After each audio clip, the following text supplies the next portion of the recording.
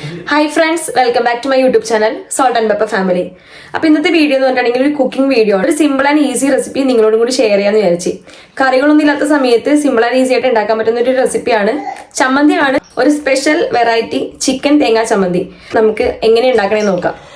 Chicken തേങ്ങാ ചമ്മന്തി ഉണ്ടാക്കാൻ വേണ്ടി ഞാനിവിടെ ഇത്രയും പോർഷൻ ബോൺലെസ് ചിക്കനാണ് എടുത്തേക്കുന്നത്.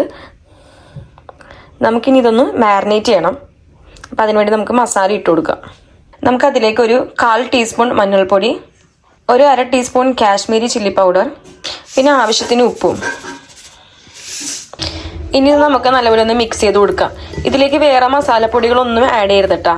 ഈ ഇത്രയും മുളക് പൊടി, മഞ്ഞൾപ്പൊടി, ഉപ്പും ഇത് മാത്രം മതി. നല്ലപോലെ ഒന്ന് മിക്സ് ചെയ്ത് കൊടുക്കാം.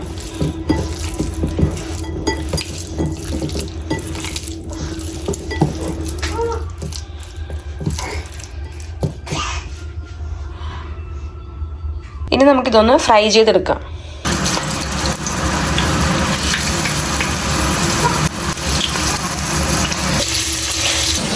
അപ്പോൾ അതിന് നമ്മുടെ ചിക്കനൊക്കെ അവിടെ ഫ്രൈ ആയിക്കൊണ്ടിരിക്കുന്നതാണ്. അതിനിടയ്ക്ക് ചിക്കൻ്റെ സ്മെല്ല് ചെയ്തപ്പോൾ ഹേഗ് ഓടി വന്നു.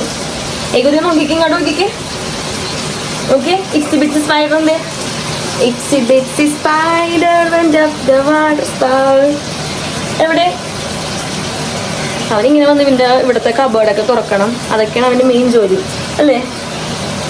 പിന്നെ ചിക്കൻ്റെ പീസ് കട്ട് ചെയ്യുമ്പോഴേക്ക് മാക്സിമം ചെറിയ ചെറിയ പീസായിട്ട് കട്ട് ചെയ്യാൻ നോക്കാം. കാരണം നമുക്കിതൊന്ന് മിക്സിയിലിട്ട് അടിച്ചെടുക്കേണ്ടതാണ്. ചെറിയ പീസാകുമ്പോൾ കുറച്ചും കൂടി എളുപ്പത്തിൽ നമുക്ക് അത് അടിഞ്ഞ് കിട്ടും. ചിക്കൻ അങ്ങനെ നല്ലപോലെ മുരിഞ്ഞ് റെഡി ആയിട്ടുണ്ട്. നമുക്കപ്പോൾ ഈ ചിക്കൻ ഒന്നിന് മിക്സിലൊന്ന് അടിച്ചെടുക്കാം. ഈ ഒരു ഫോമിലാണ് നമുക്ക് ഈ ചിക്കൻ അടിച്ച് കിട്ടേണ്ടത്. നമുക്കതൊരു പാത്രത്തിലേക്ക് മാറ്റി കൊടുക്കാം. ഇനി നമുക്ക് ചൂടായ പാത്രത്തിലേക്ക് ഒരു 1/2 കപ്പ് തേങ്ങ ഇട്ട് കൊടുക്കാം. അതിലേക്ക് ഒരു സവാള അരിഞ്ഞത്, 2 പച്ചമുളക് അരിഞ്ഞത്, ഒരു 3 അല്ലി വെളുത്തുള്ളി അരിഞ്ഞത്. ഇതിലേക്ക് നിങ്ങളുടെ എരിവിനനുസരിച്ച് ഇത്തിരി മുളക് പൊടിയും ചേർത്ത് കൊടുക്കാം. കറിവേപ്പിലയും കൂടി ആഡ് ചെയ്ത് നമുക്കിതൊന്ന് നല്ലപോലെ ഒന്ന് ചൂടാക്കി എടുക്കാം.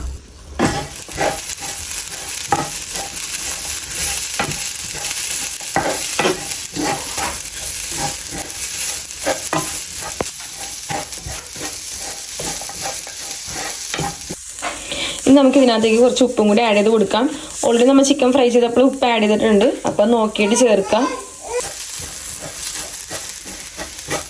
നമ്മുടെ തേങ്ങ അത്യാവശ്യം നല്ല ചൂടായി വന്നിട്ടുണ്ട്. ഇനി ഇതിന് ചൂടൊന്ന് ആറിക്കഴിഞ്ഞിട്ട് നമുക്കിതൊന്ന് മിക്സിയിൽ അടിച്ചെടുക്കാം. അങ്ങനെ നമ്മുടെ തേങ്ങ നല്ലപോലെ അടിഞ്ഞിട്ടിട്ടുണ്ട്. തേങ്ങ അടിക്കുന്ന സമയത്ത് എണ്ണയോ വെള്ളമോ ഒന്നും ഒഴിച്ചു കൊടുക്കാൻ പാടില്ല. തേങ്ങ പയ്യെ നിർത്തി ഒന്ന് അടിച്ചെടുക്കുക. ഇനി ഈ മിക്സ് നമുക്ക് നേരത്തെ അടിച്ചു വെച്ച ചിക്കൻ്റെ ഇതിലേക്ക് ആഡ് ചെയ്ത് കൊടുക്കാം.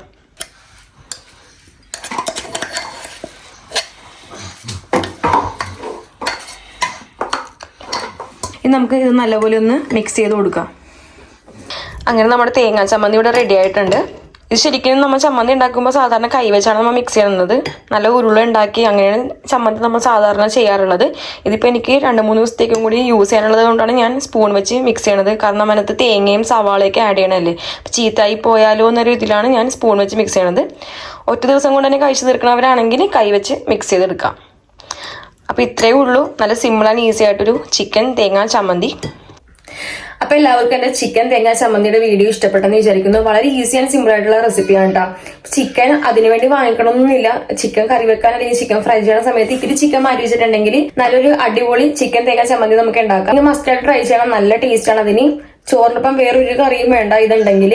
അപ്പോൾ എല്ലാവർക്കും എൻ്റെ വീഡിയോ ഇഷ്ടപ്പെട്ടെന്ന് വിചാരിക്കുന്നു. അടുത്തൊരു വീഡിയോയുമായി അടുത്തൊരു ദിവസം കാണാം. ബായ്. എല്ലാവരും എൻ്റെ ചാനൽ ലൈക്ക് ചെയ്യുക, ഷെയർ ചെയ്യുക, കമന്റ് ചെയ്യുക, പിന്നെ സബ്സ്ക്രൈബ് ചെയ്യാൻ മറക്കല്ലേ.